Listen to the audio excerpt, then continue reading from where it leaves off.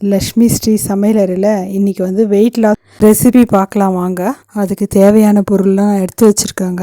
பாதாம் கொஞ்சம் ஒரு 10 பாதாம் எடுத்துக்கோங்க. கொஞ்சோண்டு காஞ்ச திராட்சை எடுத்துக்கோங்க. அப்புறமா வந்து மாதுளம்பழம் 1 கப்பு எடுத்துருக்கோங்க. கொஞ்சமாக வந்து கொத்தமல்லி வச்சுருக்கேன். 1 கப்பு வந்து தேங்காய், துருவிய தேங்காய் எடுத்து வச்சுருக்காங்க. அப்புறமா வந்து அவுல், நீங்கள் எந்த அவுல்னால் எடுத்துக்கோங்க. நான் கெட்டி அவுல் எடுத்துருக்கேங்க. இதுதான் இதுக்கு தேவையான பொருள். பவுல் எடுத்துக்கலாங்க. அதில் வந்து அந்த 1 கப்பு வந்து அவுல் போட்டுக்கலாம். நம்ம அவுல் போட்டு கொஞ்சமாக தண்ணி ஊற்றி நல்லா கழுவி எடுத்துக்கலாங்க.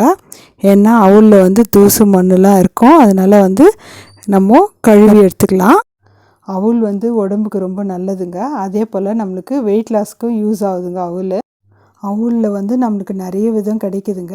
இன்றைக்கி வந்து நான் ஒயிட் அவுல் எடுத்து வச்சு செய்கிறேங்க. இப்போ வந்து தண்ணியெலாம் வந்து நம்ம சுத்தமாக வடிகட்டி எடுத்து வச்சுக்கலாங்க. எடுத்து வச்சுக்கின்னு இப்போ மாதுளம்பழம் எடுத்து வச்சுக்கோம் பாருங்கள், 1 கப்பு அது போட்டுக்கலாம். அப்புறமா வந்து தேங்காய், துருவி வச்சு தேங்காயையும் போட்டுக்கலாங்க. அப்புறம் வந்து பாதாம் வந்து நம்ம நெசுக்கி வச்சுக்கலாங்க. 1 2 அதையும் போட்டுக்கலாம் நம்ம. அப்புறம் கருப்பு திராட்சை நல்லா கழுவிட்டு, தண்ணி ஊற்றி நல்லா கழுவிட்டு அந்த கருப்பு திராட்சை நம்ம போட்டுக்கலாங்க. போட்டு இப்போ நம்ம நல்லா கலக்கி கொடுத்துடலாங்க.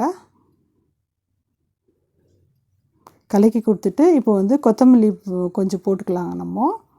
அப்புறமா வந்து 1/2 ஸ்பூன் வந்து மிளகுத்தூள் போட்டுடலாம்.